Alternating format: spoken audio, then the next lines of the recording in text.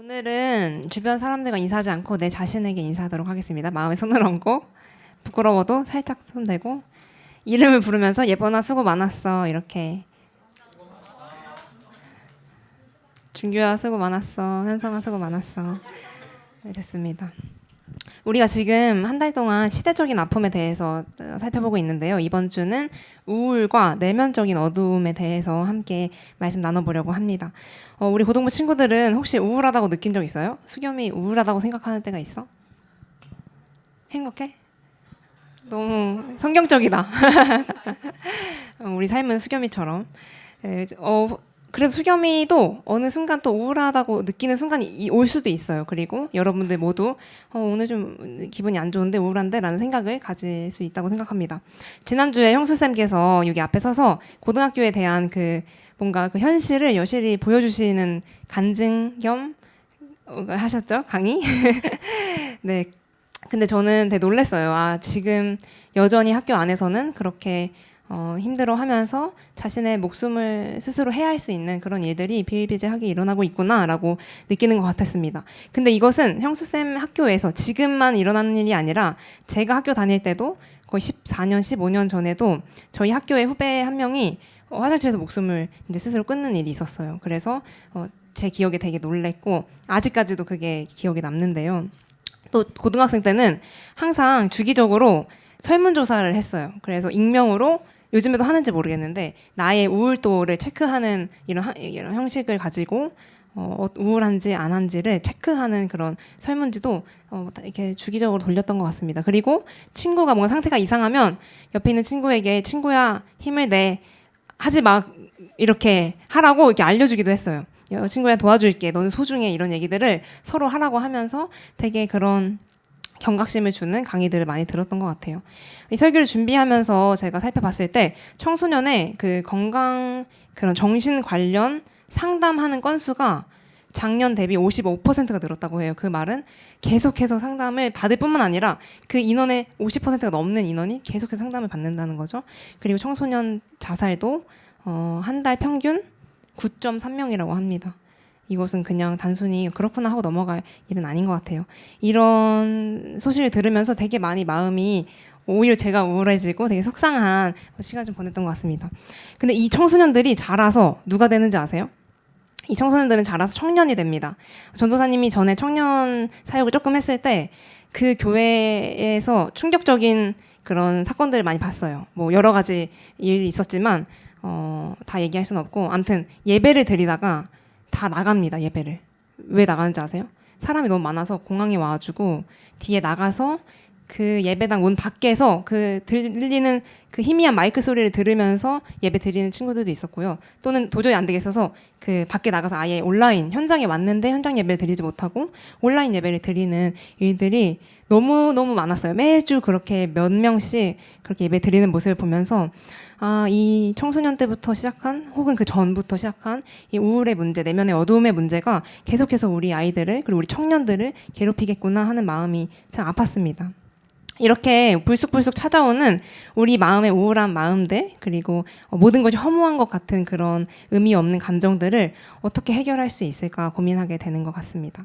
사실 여러분 우리가 주변에 있는 친구들 중에 뭐 병원에 다니면서 우울증을 치료받는 친구 말고도 사실상 우리 모두는 경미한 우울감을 느끼면서 살아요. 매번 느끼는 건 아닐지라도 어떤 일이 닥쳤을 때 감정을 느끼고 살아간다는 것입니다. 그런데 단순히 이런 감정에 그쳤던 우울감 정도의 그 느낌이 우울증으로 이 질병으로 넘어가는 그 이유는 주변에 있는 사람들 그리고 또 사회적 구조 여러 가지 문제가 있겠지만 제가 생각했을 때는 그 한 사람의 그 인생을 온전히 이해하고 받아주는 공동체가 없었고 그 한 사람이 없었기 때문이라고 생각합니다. 우리 모두 사실 우울할 수 있어요. 그것은 우리의 감정이니까. 근데 그것이 정말 우리를 괴롭히는 병으로 발전되기에는 우리의 그 인생의 이야기들을 알지 못하는 한 명도 이해하지 못하는 그런 현 상태가 있기 때문이라고 생각하는 것입니다. 설교의 결론을 먼저 이야기하면요. 오늘 본문에는 그 한 여자의 인생을 온전히 아시고 들여다보시고 이해하시는 우리 아까 찬양한 것처럼 나를 가장 잘 아시는 그 예수님을 만났던 한 여자의 이야기가 나오는데요. 우리 빠르게 본문으로 들어가 보도록 하겠습니다. 한 여인이 있었습니다. 이 여인도 내면적 어두움과 우울이 있었는데 함께 25절, 26절의 말씀을 읽도록 하겠습니다. 시작. 여러 의사에게 보이면서 고생도 하고 재산도 다 없앴으나 아무 효력이 없었고 상태는 더 악화되었다. 이 구절을 보면 한 여자가 있는데 이름도 출신도 아무것도 설명하지 않아요. 보통 어느 동네의 사람이다, 뭐 거라사 지방에 이렇게 얘기하는데 그런 거 없이 12회 동안 혈류증을 앓아온 여자가 있었는데 그 여자가 되게 많이 노력을 했는데 병을 계속 앓고 있었어. 여러분, 하루 아플 수 있는데 이틀 아프면 조금 걱정되잖아요. 근데 3일 아프다? 그리고 일주일, 1년, 2년, 12년을 혈루증이라는 병으로 고생했던 이 여자의 마음을 생각해보면 생각만 해도 12년 동안 건강한 상태로 살았을지 의문이 듭니다. 우울한 감정으로 살았을 것 같아요. 이 여인의 마음을 우울하게 만드는 여러 가지 요소가 있었는데 그중에 3가지만 얘기해보도록 하겠습니다. 이 첫 번째는 비교의 문제입니다. 이 여인의 병이 혈루증인데 이것이 뭔지 여러분 아시는 분 계세요 혹시? 네, 어렵죠. 혈루증은 유출병이라고도 해요. 그래서 한 여자의 이 자궁에서의 출혈이 계속해서 나는 겁니다. 불규칙적으로 비정상적으로 계속해서 출혈이 나면서 이 여인은 아마 남들과 똑같은 삶을 살지 못했을 거예요. 불편했겠죠? 그 삶을 12년 동안 살면서 남들과 같은 삶을 살지 못했을 것입니다. 여러분, 그 평범한 일상을 살지 못할 때 오는 우울한 마음을 경험해 본 적 있으세요? 저는 제 눈을 많이 제가 스스로 찔렀는데요. 그 어렸을 때 빗질하다가 제 얼굴 감상하면서 빗질하다가 빗을 엄청 뾰족한 빗, 꼬리빗 같은 거 말고 되게 손만 대도 뾰족한 빗이 있어요. 눈에 그냥 넣은 거예요, 제가. 그래서 각막이 찢어진 거예요. 그래가지고 진짜 아파서 제가 엄마한테 울면서 그 한 며칠을 고생했거든요. 그래서 울면서 일상이 이렇게 행복한 건지 몰랐어요. 이렇게 초등학생 때 이렇게 고백해가지고 엄마가 막 너무 은혜롭다 이렇게 했던 적이 있는데 그때 정말 눈에 뜨는 것조차 어려워서 이 일상이 정말 감사한 거구나. 이거 말고도 여러 가지가 있겠죠. 건강의 문제 넘어서 또 관계의 문제에서 평범한 남들과 같은 삶을 살지 못하는 것이 얼마나 우리의 마음을 힘들게 하는지 모르겠습니다. 왜 이렇게 됐지? 뭐가 문제였지? 이렇게 생각하면서 자꾸 나에게 집중하게 만드는 것이죠. 그런 평범한 삶을 사는 사람들을 보면서 비교하면서 오는 우울, 남들에게 당연한 것이 나에게 왜 없지? 라고 생각하면서 비교하면서 오는 우울 등이 있습니다. 저는 이 시대가 우울을 되게 강조하는데 그중 큰 영향이 저는 남들과의 비교라고 생각해요. 우리 고등부 친구들 한번 생각해 볼까요? 고등학교 다니면서 우울한 순간이 언제 있어요? 오빠한테 물어보니까 바로 대답하더라고요. 오빠 언제 고등학교 때 왜 우울했어? 그랬을 때 성적이 안 나오니까 우울하지 이렇게 얘기하더라고요. 남들과 비교해서 나의 성적이 올라가지 않는 거에 대한 우울, 그리고 남들과 비교해서 나의 외모가 그닥 멋지고 예쁘지 않은 것 같아 보이는 그런 상태에서의 우울, 친구들 사이에서 뭔가 이 친구는 활발하게 잘 관계를 맺는데 나는 좀 그렇지 못한 것에서 오는 우울, 인생이 망했다, 내 인생 어떡하지? 하면서 남의 좋은 인생, 잘 살아가는 것 같은 인생을 보면서 내 인생을 비교하면서 오는 그런 마음의 어두움이 있다는 것입니다. 이 다 모든 것이 남과 비교하면서 시작된다는 것이죠. 이 여인도 12년 동안 살아가면서 계속해서 평범한 삶을 살아가는, 건강하며 살아가는 사람들에게 를 보며 비교하며 그런 감정들이 점점 자리를 잡았을 것입니다. 첫 번째가 비교라면 두 번째는 무엇일까요? 외로움의 문제인데요. 이것도 질병과 관련이 있습니다.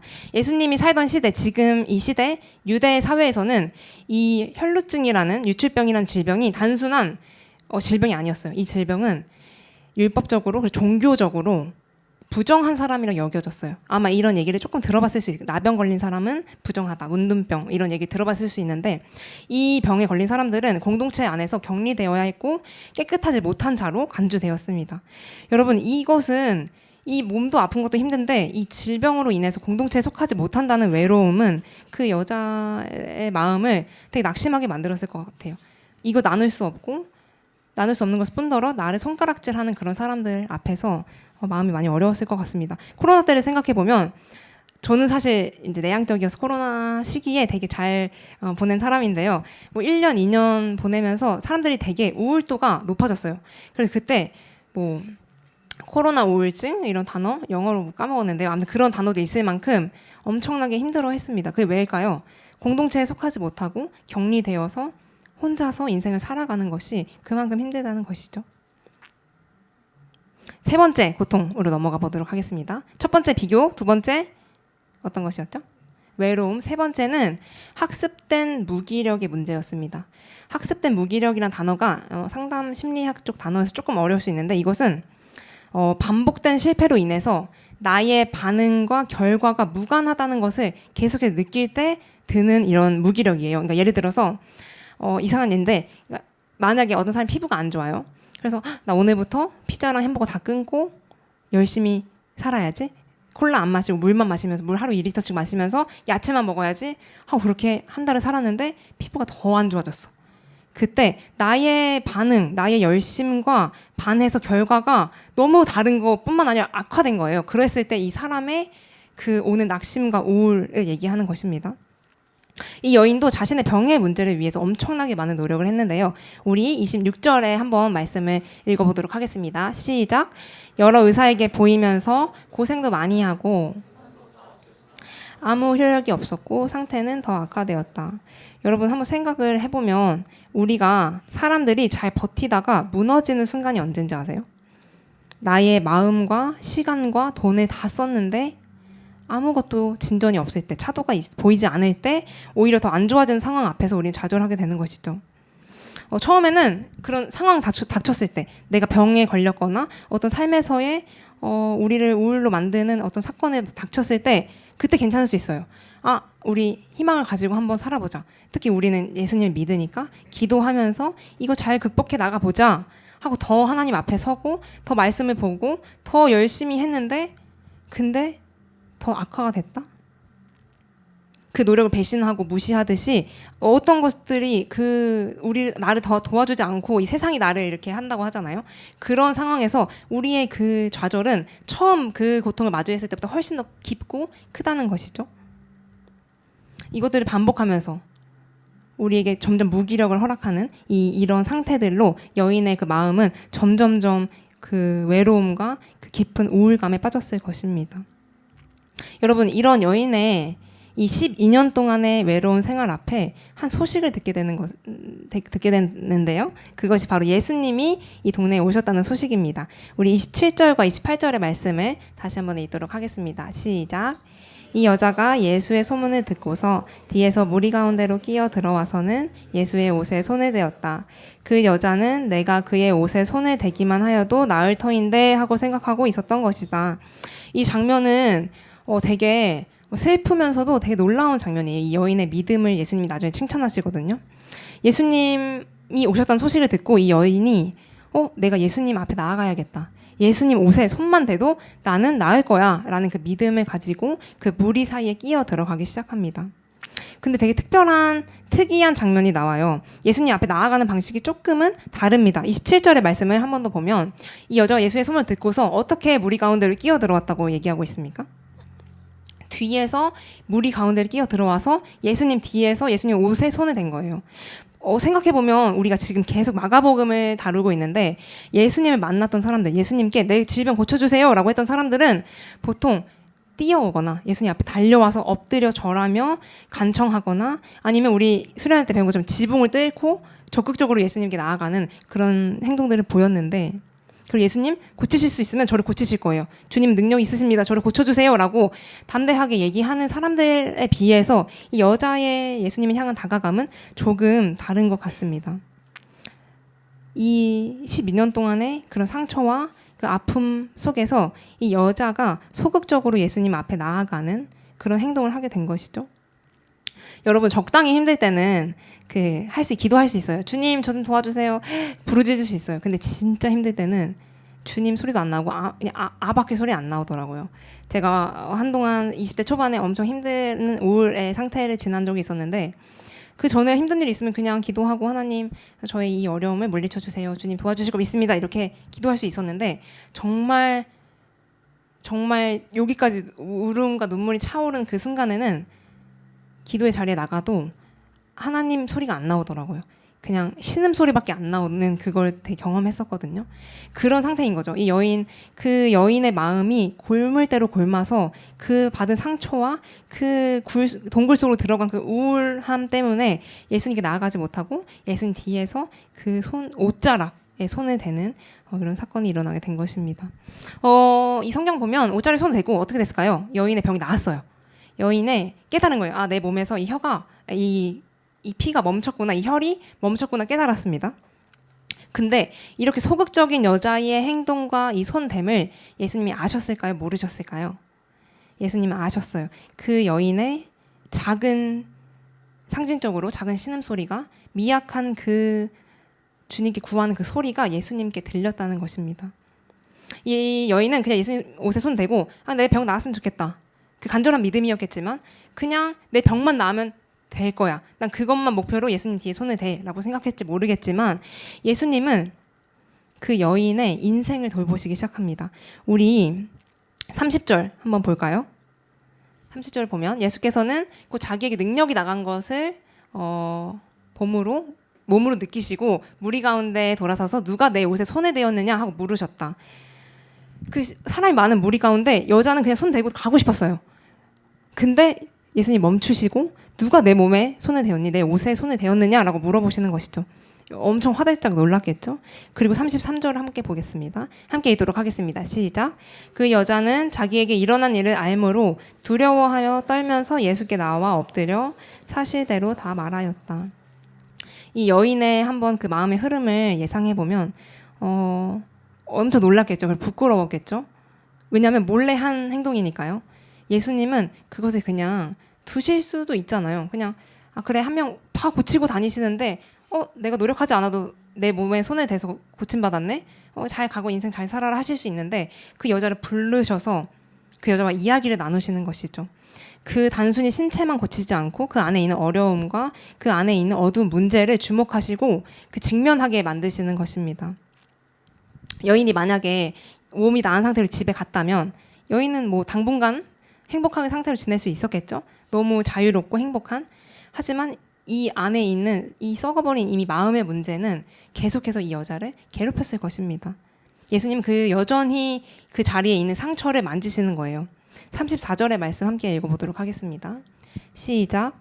그러자 예수께서 그 여자에게 말씀하셨다. 딸아, 너의 믿음이 너를 구원하였다. 안심하고 가거라. 그리고 이 병에서 벗어나서 건강하여라. 이 장면에서 예수님이 딸아 이렇게 얘기하시는데, 이 딸이라는 표현은 엄청나게 인격적이고 친근한 표현이잖아요. 우리가 아무에게나 딸아 이렇게 하지 않잖아요. 예수님 마가복음에서 어떤 여인에게 딸아 이렇게 부르신 것은 마가복음 통틀어서 이 여인이 유일합니다. 유일무이한데요. 이 혈류증이라는 그 상처, 몸의 질병뿐만 아니라 그 여인이 12년 동안 혼자 아파했을 그 마음까지 돌보시고 고치시는 것입니다. 내가 알고 있어. 너의 스토리를 알고 있어. 너의 그 아팠던 그 이야기를, 그 12년을 아무도 모르는 그 시간들을 내가 알고 있고 내가 지금 그 상처를 주목하고 있다. 이렇게 얘기하시는 것입니다. 여러분, 우리는 오늘 짧은 한 20분의 시간 동안 이 혈류증 걸린 여자에 대해서 배웠어요. 알게 됐어요, 이제. 근데 우리는 이 여인을 어떻게 알았냐면 딱 두 구절로 알았어요. 12해를 혈류증으로 알아온 여자가 있었는데 많은 의사에게 많은 괴로움을 받았고 가진 것도 다 허비하였는데 아무 차도가 없었다. 오히려 안 좋아졌다. 이런 여인이 있었구나. 근데 이 여인이 예수님의 몸에 손을 댔구나. 이렇게 딱 두 구절로 이 여인의 인생 이해한 거예요, 우리는. 그럴 수밖에 없겠죠. 우린 자기 자신이 아니기 때문입니다. 근데 예수님은 그 두 구절 안에 있는 그 사이사이에 있는 그 여자의 심정과 그 마음을 헤아리신 것입니다. 그 인생을 보시는 거예요. 여러분, 설교 마무리하면서요. 책 소개 하나 하고 싶은데요. 책 소개 자주 하죠. 하버드 의과대학 교수인 아서 클라이먼이라는 사람이 의사인데 현장에서 만난 수천 명의 사람들을 통해서 한 사람의 삶과 그 질병 가운데 있는 그 서로 어떤 영향을 미치는지, 삶과 질병이 어떤 영향을 미치는지 연구하고 책을 발간하는데 이 책입니다. 우리의 아픔에는 서사가 있다. 저도 사실 이 책을 읽어보지 않고 유명한 책이어서 제목만 아는데요. 이 책의 뒤편에 이런 글이 있더라고요. 제가 한번 읽어보도록 하겠습니다. 하늘거리는 우리의 옷자락 안에는 불안하고 우울한 인간이 살고 있다. 그 속에서 우리의 고통은 방향을 잃은 불길처럼 뼛속 사이사이를 파고든다. 이것을 어떻게 받아들여야 하는가? 그 사람의 서사를 무시한 채 어떻게 이해할 수 있단 말인가? 결국 여기서 얘기하는 거는 한 사람의 아픔에는 단순히 눈에 보이는 질병뿐만 아니라 그 안에 서사 아시죠, 여러분? 이야기가 있다는 거예요. 제가 그 옛날에 이제 연애하고 이렇게 됐을 때, 헤어졌을 때 엄청 힘들었어요. 그래서 엄청 많이 울고 막 한 몇 개월을 반년 정도 정신을 못 차렸는데, 친구들에게 이런 얘기를 해도 이해 못 하죠. 친구들은 이 서사를 몰라요. 우리가 어떻게 만나게 됐고 어떻게 헤어졌고 막 이거를 애들 모르잖아요. 그러니까 제가 답답해가지고 이제 위로를 받다가도 진짜 드라마 같은 우리의 서사를 몰라 너네는 이렇게 얘기한 적이 있었습니다. 이 서사라는 것은 내가 내 삶을 이해하는, 내가 알고 있는 하나의 방식이잖아요. 사람들은 모른다는 것입니다. 근데 예수님은 개인이 타인의 서사를 이해하기 힘든데 예수님은 모든 것을 아시는 예수님이셨습니다. 우리가 여기 적용할 점 두 가지를 한번 살펴보려고 하는데요. 우리가 우울한 감정 앞에서, 그리고 우리의 마음을 어둡게 만드는 그 많은 어려움 앞에서 우리의 태도는 첫 번째로 아무도 모르는 것 같은 이 상황 가운데 나의 마음을 아는 한 존재가 있다는 것을 기억하는 것입니다. 우리가 계속해서 마가복음에서 예수님의 사역을 살피고 있죠. 예수님의 사역이 어떻습니까? 계속해서 아픈 사람들을 고치고, 우리 저번에 살펴본 말씀처럼 거라사 지방에 일부러 찾아가셔서 귀신 들린 사람을 고치시는 이야기 들었어요. 단순히 그 사람이 귀신 내쫓는 것이 아니라 그 사람의 마음과 그동안에 무시당하고 무덤 사이에서 슬퍼했던 그 인생을 주목하시고 위로하시면서 결국에 그 사람이 어떻게 돼요? 예수님께 간구하잖아요. 저 예수님과 함께하고 싶습니다. 이것은 내 병 고쳐줘서 단순히 할 수 있는 결단이 아니에요. 나의 마음을, 내 인생을 이해하고 이 사람이 온전히 아는구나를 알았기 때문에 예수님 따르겠다고 선포할 수 있었던 것이죠. 예수님 이뿐만 아니라 여러 명의 사람을 만나시면서 각각의 이야기 속에서 그들의 삶을 이해하시는 것입니다. 그냥 아픔뿐만 아니라 아픔 너머에 있는 아무도 알 수 없는 그 우리의 서사를 예수님이 이해하고 계신다는 것이죠. 예수님 우리의 모든 아픔과 상황을 공감하실 수 있는 분이기 때문입니다. 우리 고등부 친구들 혹시 내면에 또는 앞으로 불쑥불쑥 나의 안에 계속해서 우울한 감정들과 혹시나 비교하면서 드는 실패, 그리고 무력함, 무기력의 감정들이 있습니까? 아무에게도 말할 수 없는, 말해도 이해하지 못할 텐데 설명하는 게 얼마나 힘들어요, 내 마음을. 아무도 이해할 것 같지 않은 그런 상황 속에서 힘든 친구들이 있습니까? 우리 어떻게 해야 될까요? 첫 번째로 예수님, 나의 그 모든 것을 아시는 예수님을 기억하는 거. 두 번째는 조금 더 실천적인 방식인데요. 한번 따라해 볼까요? 내 영혼에게 말 걸기. 내 영혼에게 말 걸기입니다. 우리 마지막으로 구절 하나 읽었으면 좋겠는데요. 함께 큰 목소리로 읽도록 하겠습니다. 시작. 내 영혼아, 내가 어찌하여 낙심하며 어찌하여 내 속에서 불안해하는가. 너는 하나님께 소망을 두라. 그가 나타나 도우심으로 말미암아 나는 여전히 찬송하리로다. 이게 세 번역이네요. 제가 세 번역 드렸나요? 그렇군요. 좋습니다. 똑같은 의미예요. 여기 구절에서 말하는 게 무엇이냐면 시편 기자의 고백인데요. 여러분 혹시 마음에 좀 낙담과 우울한 마음이 드세요? 우리 이렇게 생각적으로 우울한 생각들이 돌잖아요. 나는 내 인생 어떡하지? 그리고 나 너무 아무것도 하기 싫고 너무 우울하다. 너무 이 삶을 포기하고 싶어. 이런 생각이 드는 거는 결국에 나의 생각이 나에게 말을 거는 거예요. 얘보다 너 지금 이런 상태야 라고 말을 거는데 이 시편 기자는 반대로 내가 내 영혼에게 말을 걸라고 얘기하고 있습니다. 내 영혼아, 너가 어떻게 왜 이렇게 낙심하면서 어떻게 그렇게 괴로워해? 너에게 하나님이 있어. 하나님이 기다려. 제가 실이라고 했나요? 이제 내가 나의 하나님을 찬양할 거야 라고 나 자신에게 고백하라는 것입니다. 여러분, 준규야, 낙심해 하지 마. 스스로 고백하라는 것이죠. 성신아, 잘하고 있어. 우울할 일 아니야. 하나님이 함께하고 계셔. 나 자신에게, 내 영혼에게 외치라는 것입니다. 여러분, 우리가 이 헐류증 여인을 통해서 우리의 마음을 우울하게 만드는 이런 요소들과 그리고 어떻게 해야 할지 예수님의 그 사랑과 이해를 통해서 배워봤는데요. 살면서 우울한 일이 너무 많아요. 그리고 이 시대의 아픔이기도 합니다. 아까 얘기한 것처럼 너무나도 많은 청소년 그리고 청년들, 심지어 나이가 더 많이 들어가면서 계속 그런 고통에 시달리곤 합니다. 그럴 때 우리는 그 우울감의 늪에서 빠져나올 힘이 사실 우리에게 없는 것 같아요. 전도사님도 20대 초반에 엄청나게 힘들게 그런 시간을 보냈던 사람으로서 저에게 해답이 없습니다. 아무리 노력하고 저도 이 여인처럼 성경도 읽어보고요. 물론 성경 힘이 없다는 게 아니에요. 성경도 열심히 읽고 내가 할 수 있는 노력을 해봤다는 거예요. 성경도 읽어보고 더 재밌는 거 해보고 맛있는 거 먹어보고 뿐만 아니라 여러 가지 나를 좀 더 돌아보고 더 공부하고 이런 것을 했는데도 그 계속 찾아오는 우울감의 늪에서 빠져나오기가 힘들더라고요. 지금도 뭐 여전히 저를 괴롭히기도 합니다. 마찬가지인 여러분도 있을 텐데, 그럴 때 우리는 첫 번째로 그냥 온전히 이해되지 않아도 그냥 생각하는 거예요. 아, 예수님이 나의 삶을 알고 계시지. 이 여인의 이 12년의 서사를 이해하신 것처럼 나의 아픔에 있는, 나만 알고 있는 그 서사를 예수님이 알고 계신다. 그리고 두 번째로 그 예수님의 힘입어서 내 영혼에 선포합시다. 잘하고 있고 정말 걱정하지 마, 낙심하지 마, 불안해하지 마, 이렇게 우리 영혼에게 선포하는 우리 고등부 친구들이 됐으면 좋겠습니다.